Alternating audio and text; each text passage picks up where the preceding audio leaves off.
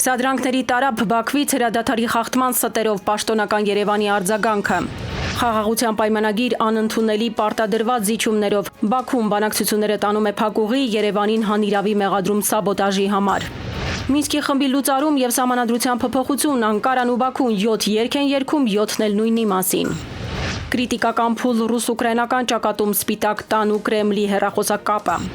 Կրկին կրակ ու Ավեր-Գազայում ավիահարվածների զոհերի թիվը անցնում է 400-ը։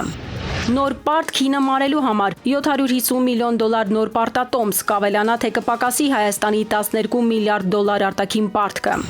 Թեթևացնում բեռնաթափում են, բայց ծանրաբեռնված են մնում կալանավայրերը, բանտերի չլուծվող խնդիրները։ Անպտուղ բարեփոխում, ինչու իրար չեն վստահում բժիշկն ու դատապարտյալը։ Թեժ կրքեր, հարկից հարկ վիրավորանքներ, իշխանավորներն ու ընդդիմադիրները դահլիճից դուրս էլ իրար բաց չեն թողել։ Երևանի աղտոտ օդը, փոշին ու կեղտը 5 անգամ գերազանցում են թույլատրելի սահմանը։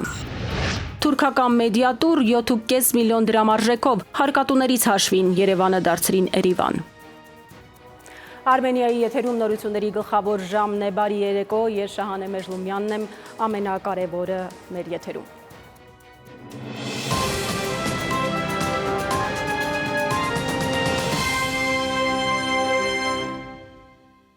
Բաքուն շարունակում է սադրանքները, վերջին 2 օրում Ադրբեջանի պաշտպանության նախարարությունը 6 հաղորդագրություն է տարածել, թե իբր հայկական զինված ուժերը խախտել են հրադադարը Հայաստան-Ադրբեջան սահմանագոտու արևելյան եւ հարավ-արևելյան հատվածներում։ Հայաստանի պաշտպանության նախարարության բոլոր հերքումներին այսօր հետևել է նաև վարչապետի աշխատակազմի արձագանքը։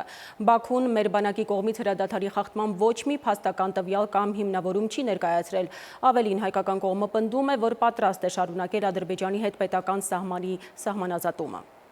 Հայաստանի Հանրապետության բանակը հրադադարի ռեժիմի խախտման պատճառ կամ հրահանգ չունի։ Պաշտոնական Երևանն արդեն վարչապետի աշխատակազմի մակարդակով է պատասխանում ադրբեջանական ստերին, որ 3 օր է անընդմեջ տարածում են, թե հայկական կողմը կրակ է բացել սահմանին։ Տարածած հաղորդագրության մեջ ոչ միայն հերքում կա, այլ նաև վերահաստատում, թե ուժի մեջ է հրադադարի ռեժիմի խախտման դեպքերի եւ կամ նման տեղեկությունների հետաքննության Հայաստան-Ադրբեջան համատեղ մեխանիզմ ստեղծելու մասին հայկական առաջարկը։ Բայց քաղաքագետը հերքման մասին այս հայտարարության մեկ այլ հատվածի վրա է ուշադրություն հրավիրում, որտեղ Երևանը Բաքվին հիշեցնում է, թե պատրաստ ենք ճանապարհ տալ։ Անհրաժեշտ ենք համարում արձանագրել նաև, որ 2025 թվականի հունվարին Հայաստանի Հանրապետությունը գրավոր կերպով Ադրբեջանի Հանրապետությանն է փոխանցել Ադրբեջանի արևմտյան շրջաններից Հայաստանի Հանրապետության տարածքով դեպի Նախիջևանի ինքնավար հանրապետություն հակառակ ուղղությամբ եւ դեպի երրորդ երկրներ եւ Հայաստանի Հանրապետության հյուսիս-արևմտյան շրջաններից Ադրբեջանի տարածքով դեպի Հայաստանի հարավային հատված հակառակ ուղղությամբ եւ դեպի երրորդ երկրներ երկաթուղային բեռնափոխադրումների խնդրի լուծման առաջարկ, ինչպես նաեւ սպառազինությունների փոխադարձ վերահսկման երկկողմ մեխանիզմի ստեղծման մասին առաջարկ եւ սպասում է Ադրբեջանի դրական արձագանքին։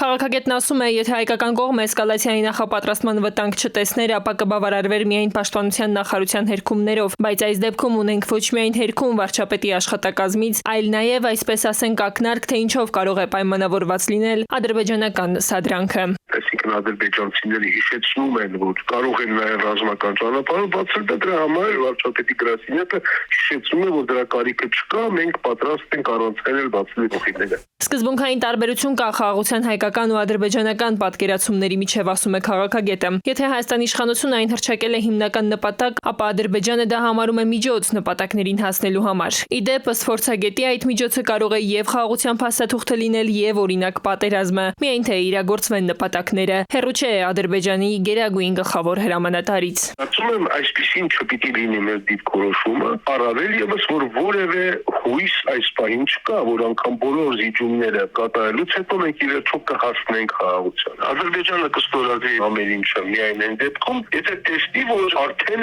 որևէ լրացուցիչ բան փոխել չի կարող։ Եթե որևէ թուղթ են ստորագրում կողմերը, ապա պետք է լինի առանց նախապայմանների, հատկապես այն դեպքում, երբ փաստաթուղթն էլ իր բովանդակությամբ ըստ քաղաքագետի առանձնապես մեր շահերից չի բխում։ Հակառակ դեպքում կրակելու մասին անընդմեջ ստերին ու առաջ քաշվող նախապայմաններին զուգահեռ փուլ են գալիս խաղաղություն կնքելու մասին բոլոր միֆերը։ Ոչ թե գրիչ, այլ զենք է պատրաստվում գործի դնել 21-րդ դարի հանրահայտ բռնապետը։ Տիգրան Գուրգինյան, ժամը լրատվական։ Բաքուն շարունակում է խոսել վերջնագրի լեզվով։ Ադրբեջանի արտգործնախարարության խոսնակը ուղիղ տեքստով Երևանի մեղադրում է բանակցային գործընթացի սաբոտաժի մեջ։ Բացահայտում խաղաղության պայմանագրի համաձայնեցված տեքստի ստորագրման Բաքվի հիմնական պայմանը Հայաստանի սահմանադրության մեջ փոփոխություններ մտցնելն է։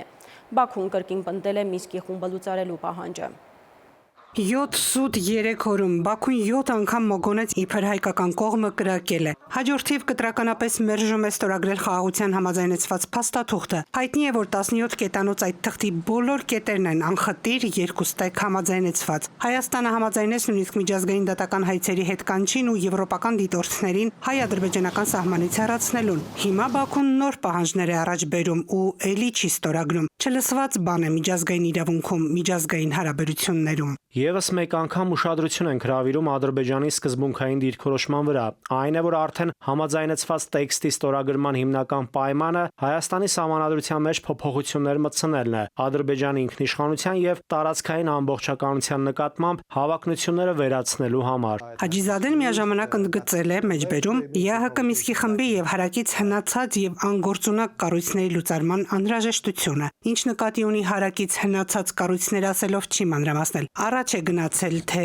եթե հայկական կողմն իսկապես շահագրգռված է բացել տարածաշրջանում հաղորդակցությունները, ապա չպետք է խուսափի իր պարտավորություններից եւ գործնական քայլեր ձեռնարկի տարածաշրջանի նոր իրողություններին համապատասխան այդ հաղորդակցությունների բացման ուղղությամբ։ Վերջնագրերի ցանկ են դնում սեղանին հնդածած ռեժիմով խափում, թե Երևանը կրակել է հարավարևելյան ուղղությամբ, հենց այն հատվածն են մատնացույց անում, որտեղ ձգտում են Զանգեզուրի միջանցք ստեղծելուն։ Միաժամանակ կտրուկ մերժում են հրադադարը խախտելու հետաքննության համատեղ մեխանիզմի ստեղծումը։ Բարի կամք դրսևորելու եւ նման սադրանքներից հրաժարվելու փոխարեն հայկական կողմն առաջարկում է բարդ եւ գրեթե անիրագործելի նախաձեռնություններ, որոնք ոչ մի հիմք չունեն, ինչպես դա եղավ Հայաստանի կողմից ադրբեջանական տարածքների շուրջ 30-ամյա օկուպացիայի ժամանակ։ Հաջիզադեն այստեղ կանգ չի առնում, բացատրություն է նույնիսկ պահանջում։ Ասում է, եթե Հայաստանի կառավարությունը, ինչպես հայտարարում է վարչապետի գրասենյակը, իսկապես հավատարիմ է խաղաղության օրակարգին, տեղին կլիներ բացատրություն տալ, թե ինչպես է զանգվածային ռազմականացումը, այդ թվում հարվածային սպառազինության տեղակայումը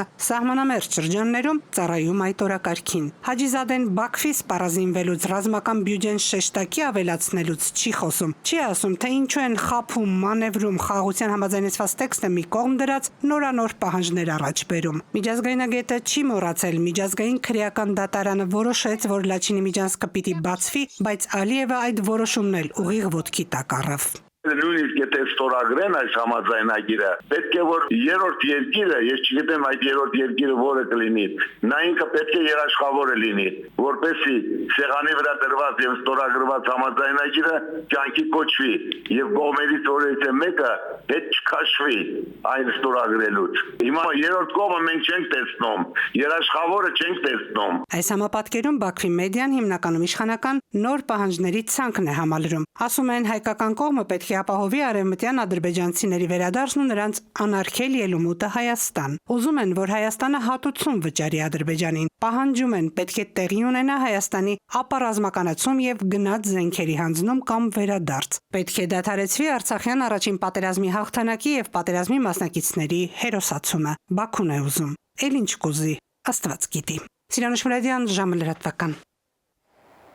Միևնույն ժամանակ Ադրբեջանը սկսել է պահեստայինների հավաքագրումը, այդ երկրի պաշտպանության նախարարությունը բանակում իբր գերաժամկետ ակտիվ ռազմական ծառայության համար ցանկացողների ընդուներություն է հայտարարել, նշելով, թե փաստաթղթեր կարող են ներկայացնել միջնակարգ կրթություն ունեցող եւ ժամկետային ակտիվ ռազմական ծառայություն անցած մինչև 40 տարեկանները։ Բաքվին անսարք պատեֆոնի պես կրկնում է նաև Անկարան, սահմանադրությունը փոխելու եւ Մինսկի խումբը լուծարելու պահանջը նաև Թուրքիայից են հնչեցրել որպես հայ-թուրքական հարաբերությունները կարգավորելու պայման։ Էրդողանի չինովնիկները չեն հրաժարվում նախապայմանների լեզվով խոսելու սովորությունից։ Բաքվի թուրք եղբայրները գոհ են խաղաղության համաձայնագրի տեքստի վերաբերյալ Ադրբեջանի եւ Հայաստանի միջև ձեռք բերված համաձայնությունից։ Թուրքիայի իշխող Արդարություն եւ զարգացում կուսակցությունից Օմեր Չելիկ անունով մի չինովնիկ փափուկ դիվանագիտական խաղ է անում, շոյում կողմերին, թե լավ գործընթաց են սկսել, միևնույն ժամանակ ընդգծելով Երևանի կողմից Բաքվի պահանջների կատարման կարևորությունը, ձևակերպելով հայ-թուրքական հարաբերությունների կարգավորմանը նոր թափ հաղորդելու համար։ Մի կողմից շանտաժ անում, մյուս կողմից լեգիտիմացնում ադրբեջանական կոչման անհիմն պահանջները։ Հայաստանի համար կարևոր կլինի փոխել որոշ օրենքներ կամ սահմանադրական հոդվածներ, որոնք ուղղված են Ադրբեջանի դեմ։ Ժամանակն է լուծարել ԵԱՀԿ Մինսկի խումբը, նրանք այլևս անելիք չունեն, նրանք չեն նպաստել խնդրի լուծմանը։ Երբ սրանք տեղի ունենան, Թուրքիա-Հայաստան հարաբերությունների կարգավորման գործընթացը նոր թափ կստանա։ Ուղիղ են ասում, բավարարեցիք մեր ադրբեջանցի եղբայրների ախորժակը, մենք էլ մեր հերթին կսկսենք երկխոսել։ Աշխարհի շատ երկրներ արձագանքեցին Երևան-Բաքու խաղաղության գործընթացին, բայց միայն Թուրքիան ասաց, թե պիտի նախապայմաններն էլ Հայաստանը կատարի ու այդպիսով կողմերը հասնեն պայմանագրի ստորագրմանը։ Թուրքագետն ասում է, այս իմաստով նոր բան չկա, Թուրքիան իր եղբայրական պարտքն է կատարում Ադրբեջանի նկատմամբ։ Նույնն են նրանց տարածաշրջանային ձգտումները, հատկապես Միջանցք կոչվածի հարցում։ Թեև Անկարան կրակի վրա յուղ է լցնում, բայց կուլիսներից խաղում։ Իրանց տեսակետները ամբողջությամբ համընկնում են, բայց այնուամենայնիվ նրանք չեն կարող գնալ միջազգային հարաբերությունների, ասենք, այդ ամբողջ բարդ համակարգում անդադ ներկայացնել, որ մենք միասին ենք։ Թուրքիայի դիրքորոշումն այսպիսին է, որ դուք համաձայնեցրեք Հայաստան եւ Ադրբեջան։ Ինչին համաձայնեցրեք, ես համաձայն եմ։ Այսա շատ դիվանագիտական, այսպես քայլ է, դիվանագիտական մոտեցում է։ Ադրբեջանն էլ իր ունեցած լծակներով փորձում է հասնել որոշակի ազդեցության։ Դեռ վաղուց է Թուրքիան Հայաստանի հետ հարաբերությունները պայմանավորել ադրբեջանական գործոնով ու սրանք իրարից անջատել, առանձնացնել հայկական դիվանագիտությունը փաստորեն անզոր է այնքան ժամանակ, քանի դեռ չի հաջողել պարզել հարաբերությունները ադրբեջանական կողմի հետ։ Իրականում իհարկե նորմալ չի։ Նորմալ չի ընդհանրապես, որ մի կողմը մի երրորդ երկրի հետ հարաբերությունները պայմանավորում է մեկ այլ երկրի հետ հարաբերություններով ու փակում է սահմանը 30 տարուց ավել։ Բայց քանի որ մենք այստեղ գործ ունենք իրենց խոսույթի հետ, այդ մեկ ազգ երկու պետություն, ստացվել է փաստացեն պատկերը ինչ որ կա։ Մինչև մենք Մարգարայի կամուրջը վերանորոգել ու սպասում ենք թուրքական քաղաքական բարեհաճության այն գործարկելու, թուրք լրագրողները խմբով գալիս են Երևան, վերադառնում ու Անկարայում Երևանը Երևան դարձնում։ Տիրանուի Կուրգինյան, ժամը լրատվական։ Այժմ այն մասին, թե ինչ եք դիտելու թողարկման երկրորդ հատվածում, մի փոխեկալիքը ամենահետաքրքիրը դեռ առջևում է։ Կրիտիկական փուլ ռուս-ուկրաինական ճակատում Սպիտակ տան ու Կրեմլի հեռախոսակապը։ Նոր պարտ քինը մարելու համար $750 միլիոն նոր պարտատոմս կավելանա, թե կպակասի Հայաստանի $12 միլիարդ արտաքին պարտքը։ Թեժ կրքեր, հարկից հարկ վիրավորանքներ, իշխանավորներն ու ընդդիմադիրները դահլիճից դուրս էլ իրար բաց չեն թողել։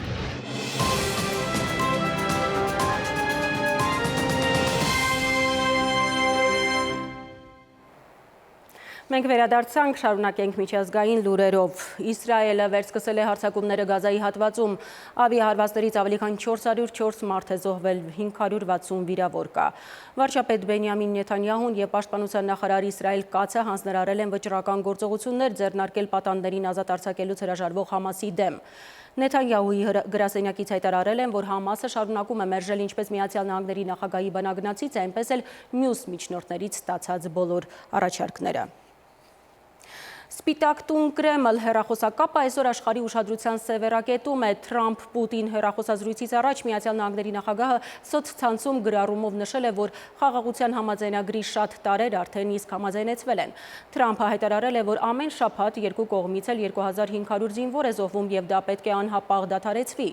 Վաշինգտոնի Քենեդու կենտրոնում մինչև այդ նա ասել էր, որ Ուկրաինայի բանակցությունները հասել են շատ կրիտիկական փուլի, հույս հայտնել, որ Մոսկվան կհամաձայնի 30-օրյա հրադադարին, ինչի համաձայնությունը Կիևի հետ ձեռք է բերվել դեռ մարտի 11-ից։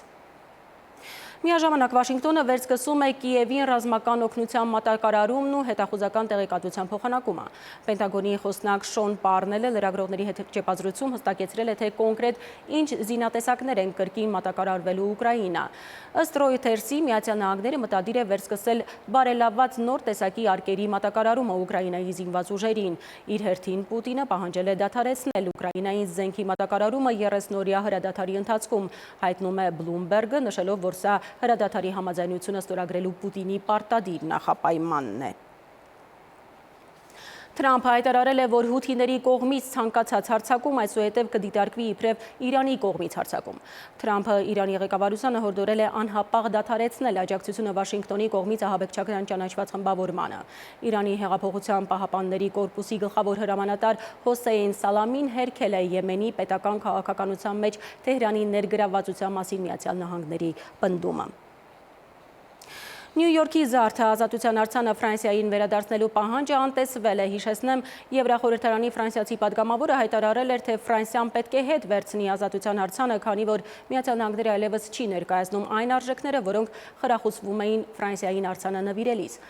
Սպիտակ տան մամուլի քարտուղար Քերոլայն Լևիտը արձանը Ֆրանսիային կվերադարձվի, թե ոչ հարցի մի պատասխան հայտարարել է իհարկե ոչ եւ հավելել, հարկ է հիշեցնել, որ Միացյալ Նահանգների շնորհիվ է, որ ֆրանսիացիները այժմ չեն խոսում գերմաներեն։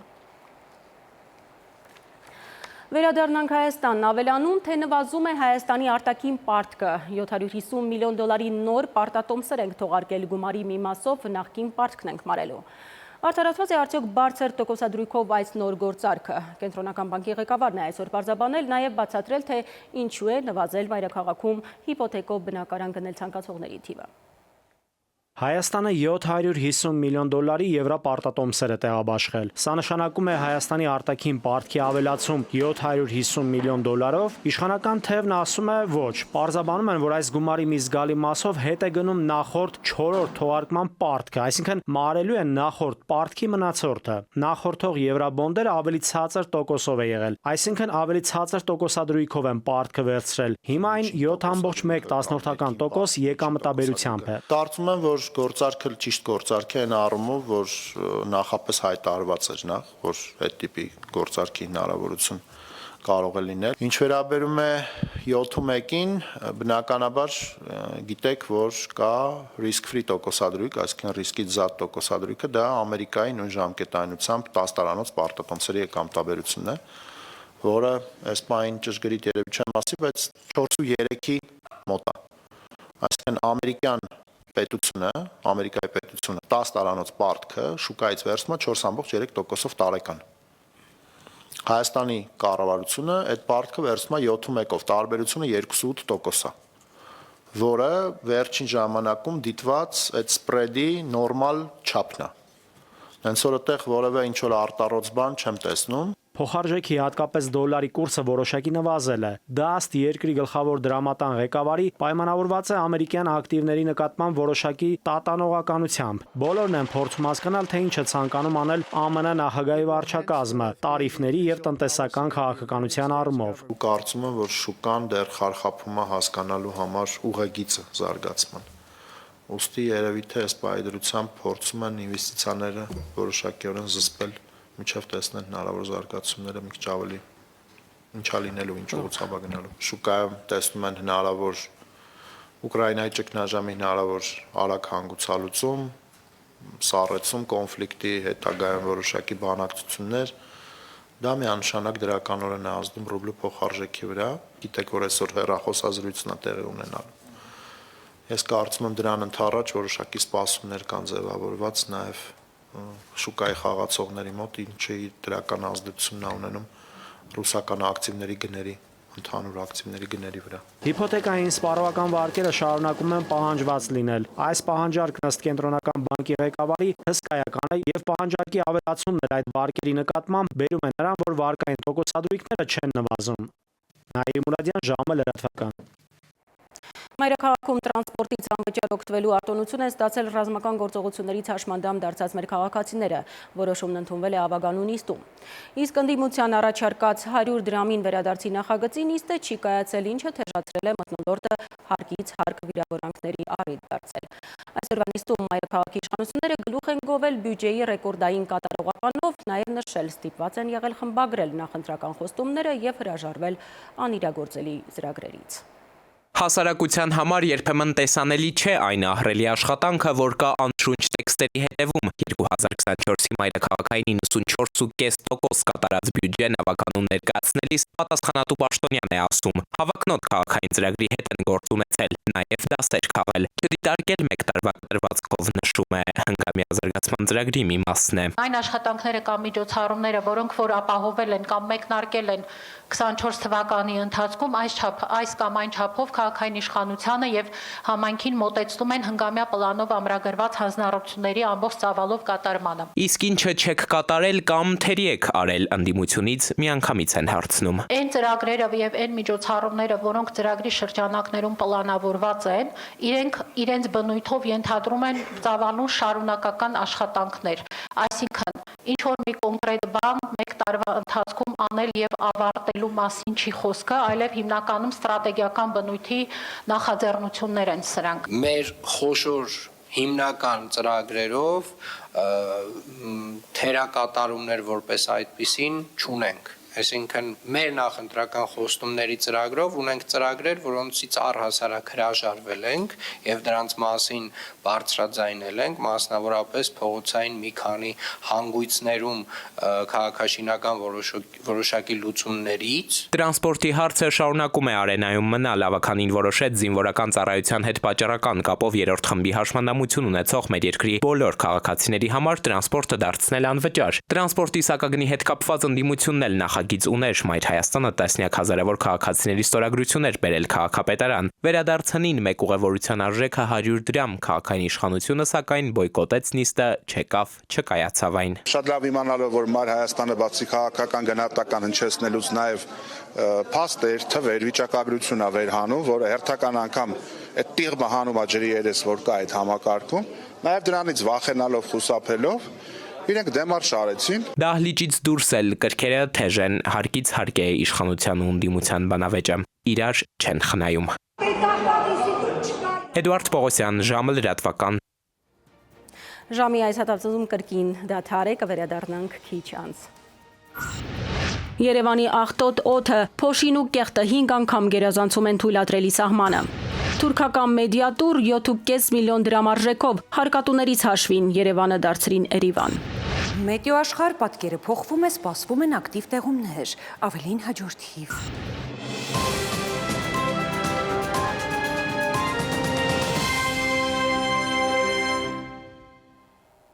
Մենք վերադարձանք, շարունակում ենք թողարկումը։ Հայաստանում մոտ 1600 կալանավոր կա, նրանց թիվը օրեցօր ավելանում է, դատարաններ ավելի շատ են կալանքի որոշումներ կայացնում։ Կալանավայրերը բեռնաթափելու համար հաճախ որպես պատիժ կիրառվում է տնային կալանքը, սակայն սայլը տեղից չի շարժվում, բանտերը մնում են խիստ ծանրաբեռնված։ 7 տարի շարունակ դատարանների բեռնաթափման բարեփոխումներ են կատարում։ Արդյունավետությունը սակայն չի երևում։ Դատարանները շարունակում են գերծանրաբեռնված մնալ։ Կալանավորների թիվն էլ յուրաքանչյուր տարի ավելանում է։ Որոնք են կալանավայրերում, դատարաններում ծանրաբեռնվածության պատճառները։ Ողջները գալիս են, որ գործերը երկար են քննվում, ողջամի ժամկետները չեն պահպանում եւ այլն։ Որ օղակում են ամենաշատ կարծրացած խնդիրները, այդ թվում այդ խնդիրները կարող են լինել միջդատական վարույթի շրջանակներում եւ դատական վարույթի շրջանակներում։ Հաջորդ տարբերակը դա կարգապահական վարույթների իրականացումն է։ Մենք որդեգրել ենք մոտեցում առ այն, որ օրինակ արդարադատության ուշացումը պետք է անհետևանք եւ անպատասխան չմնա։ Արդարադատության նախարարի ձևակերպմամբ ձգձգվող դատական եւ միջդատական վարույթներ էլ կան, որոնք օբյեկտիվ հիմնավորում եւ պատճառաբանություն են ներկայացնում, եւ այդ դեպքում ճիշտ չէ պատասխանատվության կիրառումը։ Կան այնպիսի դեպքեր, երբ այդ ուշացումներն այնպիսին են, որ չեն հիմնավորվում, օբյեկտիվորեն չեն հիմնավորվում որևէ հստակ պատճառաբանությամբ եւ մեր մոտեցումն այն է, որ այդ դեպքերում մենք իհարկե մեր միջնորդությունները պետք է պնդենք ակնկալիքով, որ նաեւ բարձրագույն դատական խորհուրդը համապատասխան արձագանք կտա նման տիպ իրավիճակներին։ 2021-ին քրեական օրենսգրքում փոփոխություններ կատարվեցին, որի նպատակն էր այլընտրանքային խափանման միջոցի կիրառմամբ նվազեցնել կալանքները որպես խափանման միջոց։ Այստեղ էլ օրենսդրական փոփոխությունը դրական արդյունք չտվեց։ Ցավոք սրտի այս պահին չունենք նման տենդենց, ունենք հակառակը, ունենք կալանքների աճ եւ ունենք նաեւ տնային կալանքների աճ։ Երևի 1600-ի կարգի կալանավոր ունենք, թիվը աճել է ավելի կալանավորների եւ զուգահեռաբար աճում է նաեւ այն անձանց թիվը, որոնց նկատմամբ խափամիջոցը ընտրվում է տնային կալանքը կամ վարչական վերահսկողությունը։ Ինչ վիճակում են այսօր կալանավայրերում գտնվողները եւ ընդհանրապես ինչպիսին են բանտային պայմանները հանրապետությունում։ Գալյանն այստեղ էլ բարելավման շարունակական ընթացքի մասին է խոսում, նշելով, թե քրեակատարողականներում պահվող անձինք գոհ են։ Իսկ եթե կալանավորները բարեխիղճ պահվածք են ունենում, պատժից ազատման մեթոդներ են կիրառվում։ Նաիրի Մուրադյան, ժամը լրատվական։ Դատապարտյալին բժշկի օգնություն տրամադրելը հեշտացել է, թե դժվարացել։ 2 տարի առաջ առողջապահության նախարարությունը ստանձնեց դատապարտյալների հիվանդանոցի կառավարումը, սակայն բարեփոխումից դատապարտյալները գոհ չեն, ինչու նրանց հարցերը հրատապ լուծում չեն ստանում։ Բոլոր խութերի մասին գիտի Էդուարդ Պողոսյանը։ Դատապարտյալների ու բժիշկների միջև վստահություն չկա, օմբուդսմենի կարծիքը քրեակատարողական հիմնարկներում հասարակական վերահսկողություն իրականացնող խմբի անդամը կիսում է։ Հիշենք, քրեակատարողական բժշկության կենտրոնի կառավարումը գործադիր է արդարադատության նախարարությունից փոխանցեց առողջապահական գերատեսչությանը աշխատանքի արդյունավետության բարձրացման նպատակով, սակայն հակառակ արդյունքն ունենք, առաջ ավելի լավ էին աշխատում, ասում է դիտորդը։ Քանի որ արդեն տարիներ շարունակ ձևավորվել էր պրակտիկան, որ որոշ հարցեր հրատապ էին ստանում նաև անմիջապես քրեակատարողական ծառայության պետի միջամտությամբ կամ թույլտվությամբ, արդեն նշված պրակտիկայից կտրուկ անցում է առողջապահության նախարարության համակարգ եւ դատապարտյալների շրջանում է անհարմարություններ առաջացրել եւ դժգոհություններ եւ ինչու ոչ նաեւ բուժազնակազմի մոտ, որոնց մոտ արկա է արդեն համագործակցության խնդիր քրեակատարողական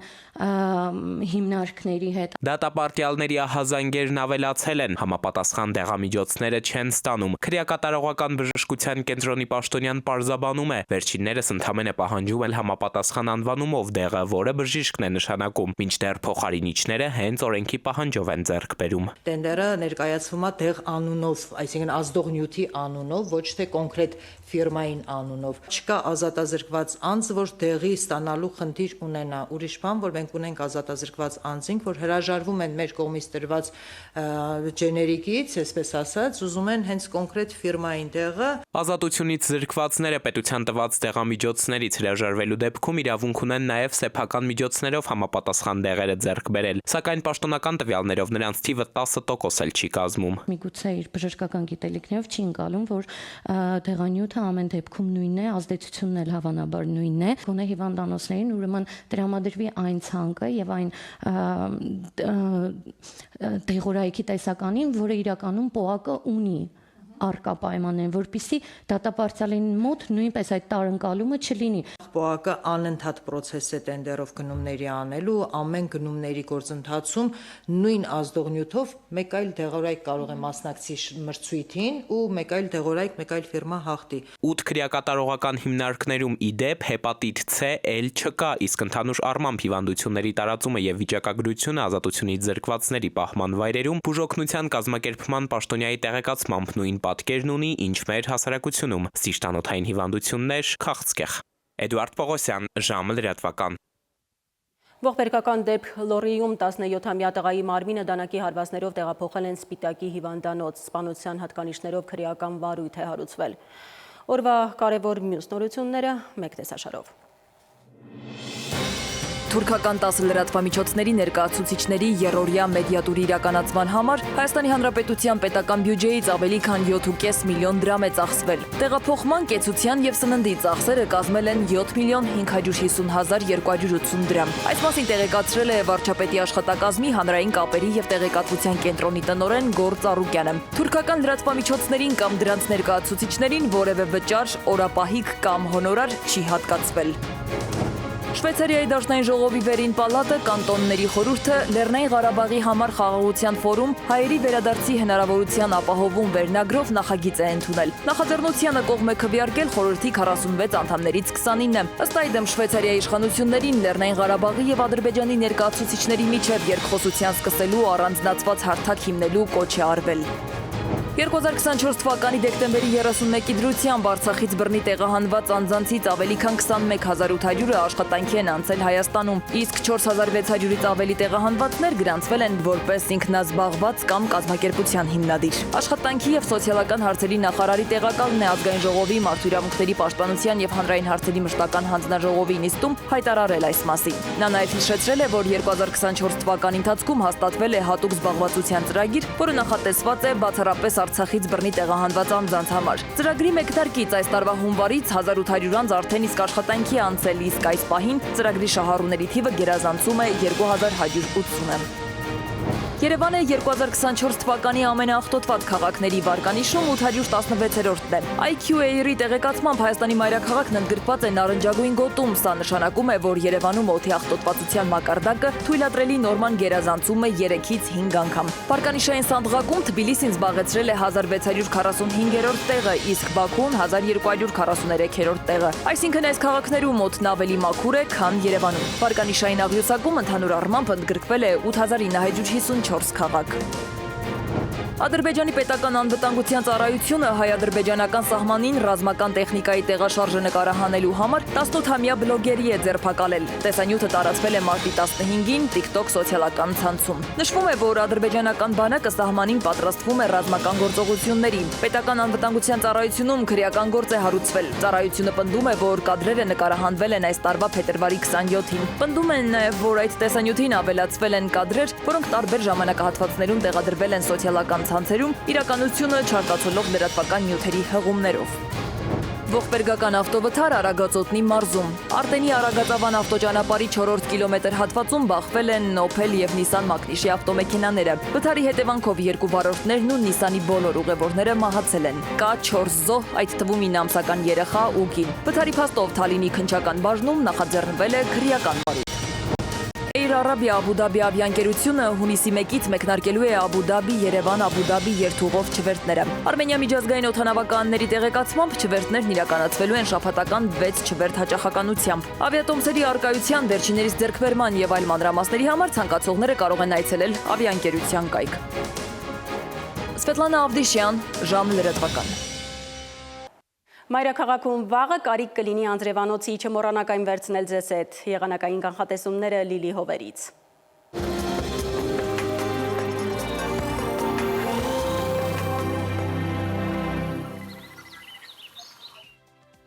Բարերեկո եղանակի տեսության հովանավորն է Ֆերոսի ապրանքանիշը,